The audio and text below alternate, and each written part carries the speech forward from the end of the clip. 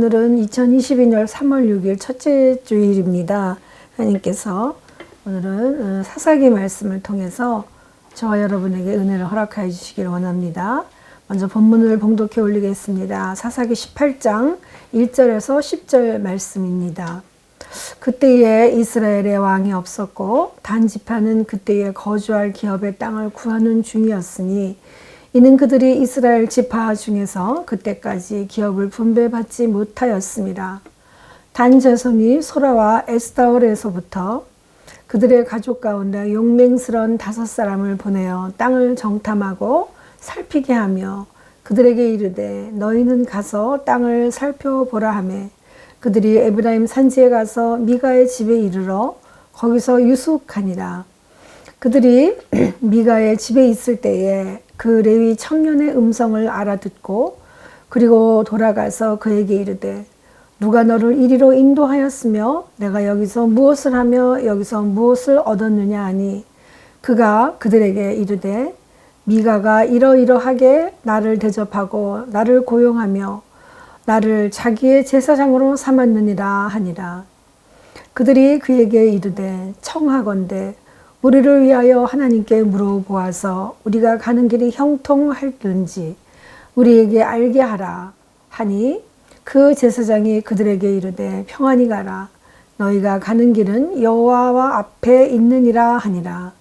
이에 5사람이 떠나 라이스에 이르러 거기 있는 백성을 본즉 염려 없이 거주하며 시돈 사람들이 사는 것처럼 평온하며 안전하나 그 땅에는 부족한 것이 없으며 부를 누리며 시돈 사람들과 거리가 멀고 어떤 사람과도 상종하지 아니함이라.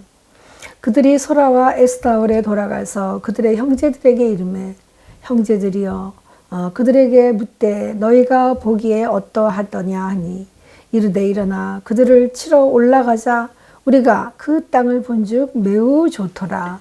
너희는 가만히 있느냐? 나아가서 그 땅 얻기를 게을리 하지 말라. 너희가 가면 평화로운 백성을 만날 것이요 그 땅은 넓고 그곳에는 세상에 있는 것이 하나도 부족함이 없느니라. 하나님이 그 땅을 너희 손에 넘겨주셨느니라 하는지라. 오늘 말씀 제목은 그대여 가면을 내려놓고 라는 말씀으로 은혜를 나누도록 하겠습니다. 실타래를 풀어서 실을 말아보신 분은 잘 아실 겁니다.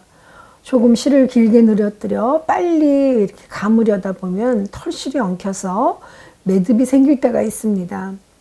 그때 이 매듭을 빨리 풀지 않으면 결국 엉키고 성켜서 아무 소용이 없게 됩니다. 그리고 매듭은 마무리할 때만 필요한 것이지 사용 도중에 매듭이 생기면 잡아당기거나 늘리면 늘릴수록 더 뭉쳐져서 결국 그 매듭을 잘라낼 수밖에 없습니다. 우리의 죄성도 이와 같지 않을까 생각합니다. 오늘 본문은 이스라엘 사사시대의 미가와 단지파의 가나안 정복 과정에서 나오는 우상 숭배와 타락 그런 것 등을 그들의 죄성을 소개하고 계십니다. 원래 꼬여있는 매듭은 그 묶여진 기점을 모르면 아무리 풀려고 해도 풀리지 않는 것입니다. 처음 시작을 잘 관찰하여 초기에 관리하지 않으면 안 되는데 단자손들은 처음에 자신들의 무능을 눈에 보이지 않는 하나님의 부재로 탓하였던 것입니다. 먼저 구약성경의 사사기에 대해서 좀 살펴보겠습니다. 그때엔 왕이 없으므로 각자의 옳은 소견대로 행하였더라 라는 사사기를 대표하는 성구가 있습니다. 이 사사기의 특징은 첫 번째 강력한 영적 리더가 드물어 모두가 자기 생각에 좋은 대로 행동하는 암흑시대여 무법천지였다는 것입니다. 두 번째는 가나안 땅 원주민들의 타락한 우상 종교와 문화에 심취하여 그들의 악습을 본받았고 특별히 바알 숭배로 인한 폐해가 많았다고 합니다. 세 번째는 이방 족속과의 혼인으로 인해 이방인들의 타락한 생활 습관이 그대로 흡수되었습니다. 네 번째는 유일한 하나님 신앙은 상실되고 삶의 모든 영역에서 하나님 없는 절망의 시간을 보내었습니다. 그 시대의 특징을 이렇게 보면서 우리는 믿음 없이 살아가는 이 시대의 모습을 읽을 수 있습니다. 이스라엘에는 야곱의 12자녀의 가문을 중심으로 12지파로 나뉘어졌고, 그들이 애굽의 노예로 있다가 홍해를 건넌 광야를 거쳐 그 지파들이 나누어져 가나안 땅을 정복하며 이스라엘을 건설하게 된 것입니다. 그리고 사사란 각 지파별 비세습적 지도자를 부른 명칭이라고 하는 것입니다. 이제 이스라엘은 가나안 땅을 분할받으며 각 지파별로 살아갈 때 그들은 하나님 부재를 탓하며 자신들이 거짓으로 세운 지도자를 우상으로 섬기는 그런 삶으로 세상을 만들어 갔습니다. 그리고 그들은 범죄, 징계, 회개, 구원, 재타락의 악순환을 반복하였습니다. 이처럼 하나님을 찾지 않는 사회에서는 온갖 거짓과 위장 그리고 범죄가 반복된 상황 속에 노출될 수밖에 없는 것입니다. 그러므로 단지파는 그때 거주할 땅을 구하고 있었습니다. 그때의 이스라엘의 왕이 없었고 단지파는 그때 거주할 기업의 땅을 구하는 중이었으나 이는 그들이 이스라엘 지파 중에서 그때까지 기업을 분배받지 못하였습니다. 사사기 18장 1절 말씀입니다. 본문 1절을 보시는 것처럼 미가의 우상 숭배로 인하여 종교적인 타락이 한창일 때 이스라엘에는 정치적, 사회적, 도덕적으로 강력한 구심점이 없었음을 가리키고 있습니다. 그런 상황 속에서 단지파는 자기들의 기업을 이미 배정받았었습니다. 그러나 아모리 족속과 블레셋 족속의 압력에 의해 받은 땅에서 정착하지 못하고 옆에 에브라임 지파의 땅에 섞여 살고 있었습니다. 다시 말해서 이방 민족의 힘에 밀려 자신의 땅을 차지하지 못한 것입니다. 그들은 그들이 거할 땅을 탐지하는 과정에서 레위 소년이 제사장으로 있는 미가의 집에 유숙하면서 레위 소년을 만나 그가 앞으로 그들의 길이 형통할 것이라는 점치는 소리를 듣게 됩니다. 그리고 그들은 단지파가 거하기 매우 적합한 땅을 발견하였다고 기쁜 소식이라고 전달하고 있습니다. 이상으로 볼 때 단지파는 그들의 기업을 얻기 위해 나름대로 치밀한 계획을 수립하고 조직적으로 행동하였던 것처럼 보입니다. 그런데 그들의 이러한 행동은 사실상 하나님의 이름을 사칭하여 된 것입니다. 실로 불신앙과 불순종으로 말미암아 아직 자기의 기업조차 차지하지 못한 그들이 마치 가나안 정복 정착 전쟁이라도 성대하게 한 것처럼 행동한 것은 그들의 아이러니가 아닐 수 없습니다. 그들의 행동은 겉으로는 진취적이고 신앙에서 나온 것처럼 보일지 모르지만 불순하고 폐역한 발상이 아닐 수 없음을 우리는 볼 수가 있는 것입니다.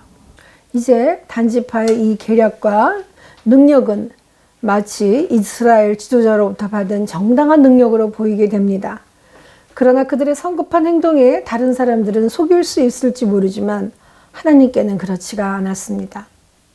단지파의 아이러니는 이웃 부족의 땅을 빼앗고도 자신들이 정당하게 정복하여 받은 땅처럼 생각한 것입니다. 그리고는 에브라임 산지 미가의 집에 가서까지 그곳에 있는 신상과 우상을 빼앗아 그와 거래를 합니다.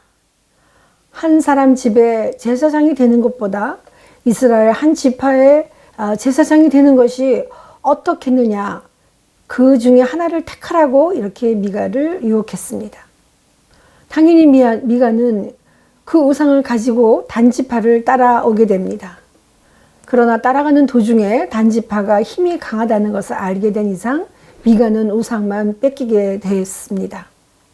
그리고는 단자손은 자기들을 위하여 미가의 우상을 빼앗아 가지고 그것을 가지고 자기 신상을 세워서 모세의 자손들을 손자들까지 단지파의 제사장이 되도록 한 것입니다. 즉 모세 가문의 우상을 섬기도록 제사장 가문을 세운 것입니다.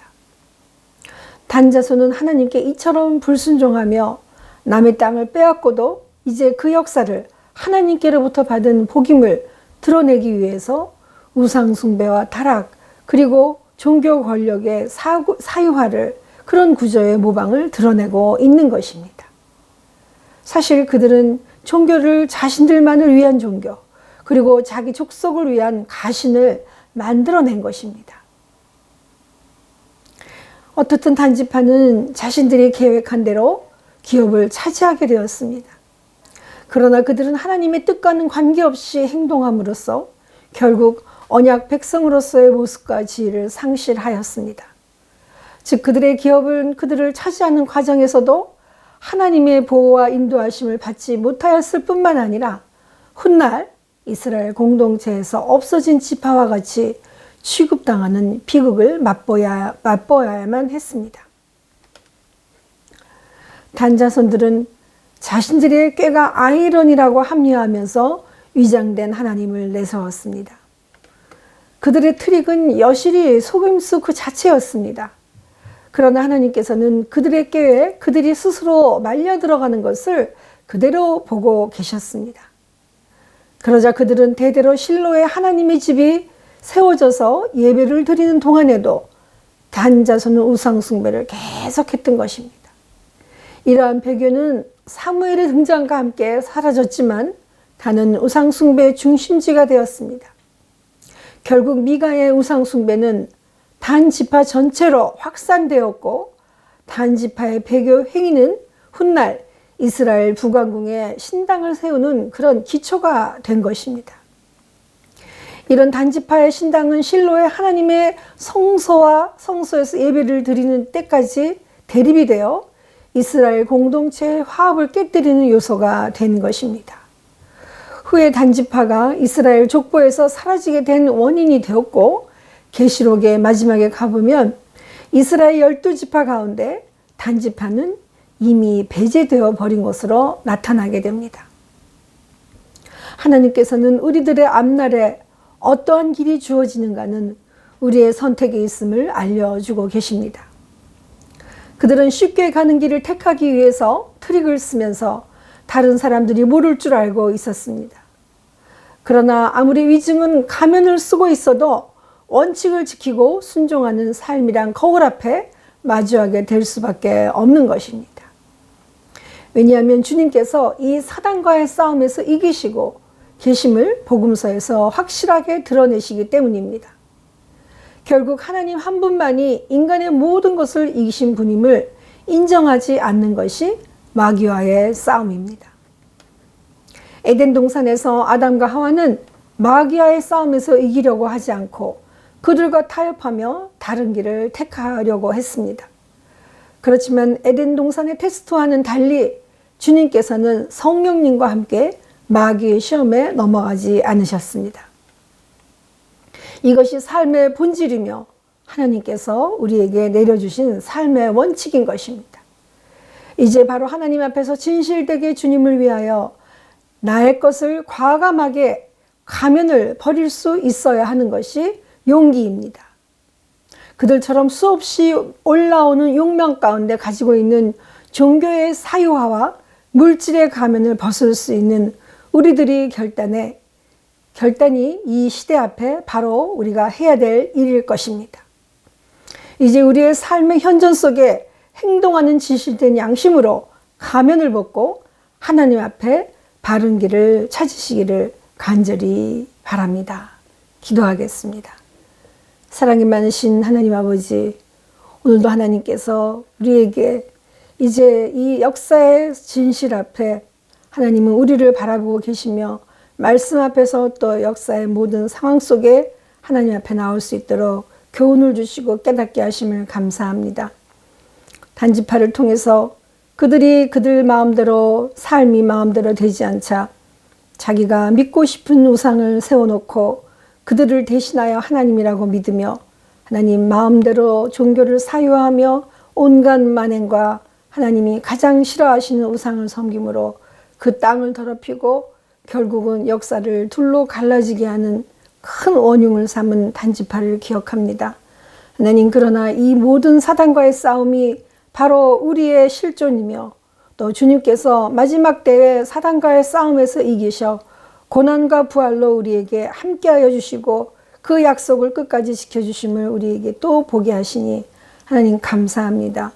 구원받은 하나님의 백성이 되게 하시고 구원의 반열에 우리가 온전히 들어서서 정말 우리가 그동안 지니고 왔던 우상과 가면과 우리의 아버지 하나님, 말도 안 되는 아버지 하나님 어리석음을 벗어버리고 주님 앞에 진실된 삶의 그 자세로 나아갈 수 있도록 주님 지켜주시고 함께하여 주시옵소서. 사단의 유혹을, 사단의 시험을 온전히 주 예수 그리스도의 보혈로 이겨내는 저희 모두가 될 수 있도록 역사하여 주시옵소서. 감사드렸고 예수님의 이름으로 기도드리옵나이다. 아멘.